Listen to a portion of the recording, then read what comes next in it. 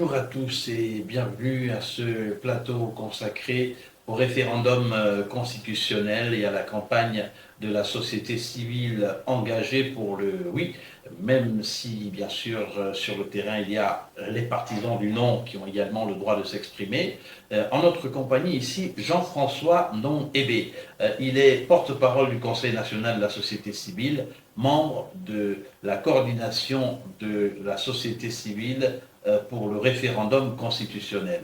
Jean-François Noébé, la société civile s'est déployée et continue de se déployer à travers le pays et à Libreville. Quelle observation faites-vous de ces premiers jours de campagne à Libreville et à l'intérieur du pays où vous avez de nombreuses équipes? Une observation positive. La société civile est en train de remporter son pari, le pari de justement amener les Gabonais justement à aller voter massivement en faveur de lui pour le référendum constitutionnel. Il y a des équipes qui sont dans le Wellington, d'autres dans la Nyanga, d'autres dans le Maritime. Nous en parlons dans l'estuaire, Libreville particulièrement, ça se porte très bien. Les populations gabonaises sont, on va dire audibles, sont, à l'écoute justement, sont dans la même voie que nous. Nous n'allons simplement que pour réitérer déjà leurs attentes, leurs préoccupations, c'est-à-dire celle de voter pour le oui au référendum. On ne ménage aucun effort, justement pour pouvoir s'étendre, on va dire, dans le terrain, parce que les populations justement sont partantes, on va dire, pour le oui au référendum. Donc la société civile justement s'est mise en place justement pour soutenir le oui, pas pour faire le beaux yeux de quelqu'un, mais simplement pour être réaliste et pour être dans l'objectivité, dans la neutralité, dans l'intégrité, parce que c'est une constitution justement qui répond aux attentes de toutes les populations. Il y a un adversaire qui n'est pas des moindres, c'est l'abstention qui est redoutée.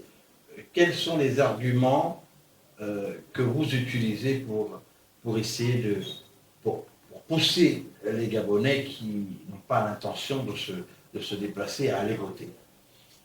L'argument que nous utilisons, comme eux-mêmes le savent déjà si bien, c'est que les autorités ne sont plus les mêmes. Les autorités qui étaient habituées qui nous avaient habitués aux hold-up électoraux ne sont plus là.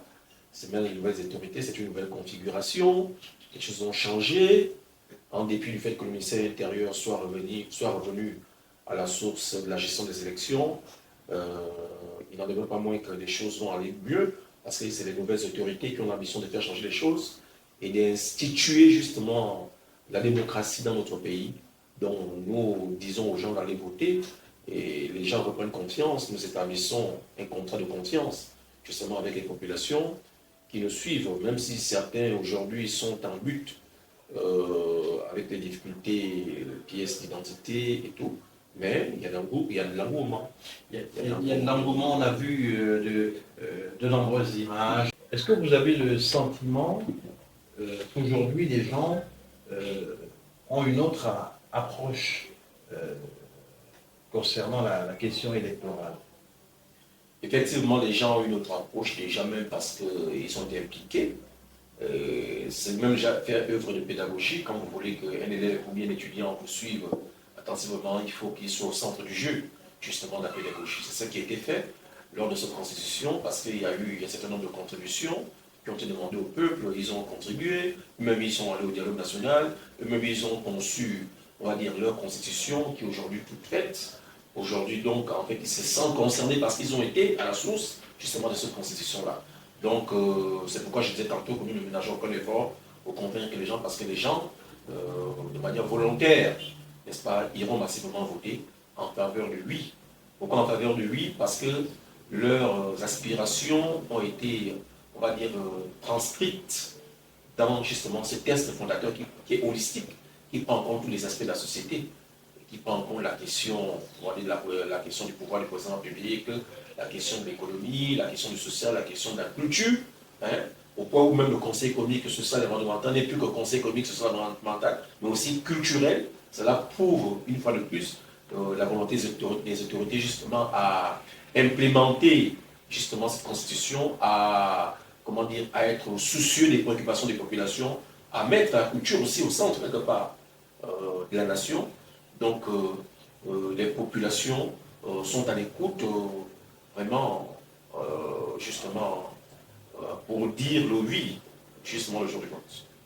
Le jour du vote, on le rappelle, ce sera le samedi 16 novembre 2024.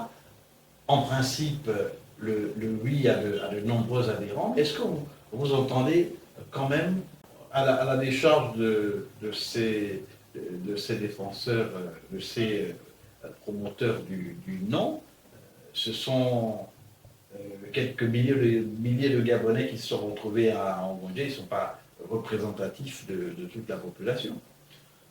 Effectivement, il faut le dire. Et moi, je voudrais quand même ajouter quelque chose, c'est que nous sommes quand même dans une culture. Parce que lorsqu'on parle même de démocratie, il faut aussi pouvoir contextualiser la démocratie. Parce que les gens qui veulent mettre en avant l'idée d'hyper présidentielle, nous sommes comme dans une culture africaine. Nous avons vu les activités que nous organisons lorsqu'il n'y a pas une ligne directrice, les gens, c'est du tenue-bohu, les gens sont passés par là, c'est la débandade. Il faut quand même quelqu'un qui donne le ton. C'est pourquoi moi je pense quand même que le régime présidentiel, tel que c'était élaboré, c'est un régime acceptable. Non seulement par rapport à nos relations avec l'international, mais aussi même par rapport à notre culture. Parce que nous sommes des cultures bantou, la culture du chef. Tout le monde ne peut pas être chef. Finalement, sur des chefs. On a vu l'expérience en France avec la 4e République.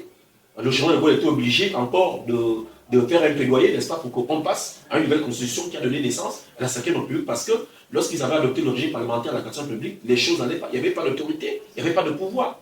Même si on parle de séparation des pouvoirs, mais il faut quand même quelqu'un qui donne le temps. Donc aujourd'hui, moi je pense que cette constitution, n'est-ce pas, ce n'est pas une question d'hyper-présidentialisme, non, il n'y a pas d'hyper-présidentialisme, puisque les pouvoirs, n'est-ce pas, sont séparés. Mais moi je me dis quand même que, puisque nous sommes dans une culture africaine, il faut quand même que le président de la République ait un peu plus de pouvoir, justement, pour pouvoir diriger. Jean-François Ndoyebe, vous avez, on le rappelle, parcouru de nombreux quartiers de Libreville et de la périphérie aujourd'hui. Quelles seront les prochaines étapes avant le référendum dans la province de l'Estuaire? Bien évidemment, nous continuons notre périple, justement, dans cette même optique, c'est-à-dire nous avons fait le porte-à-porte, vraiment beaucoup fait le porte-à-porte, c'est-à-dire aller directement dans les familles, leur présenter le projet, leur présenter l'intérêt de voter favorablement pour cette constitution, c'est-à-dire voter le oui pour la nouvelle constitution.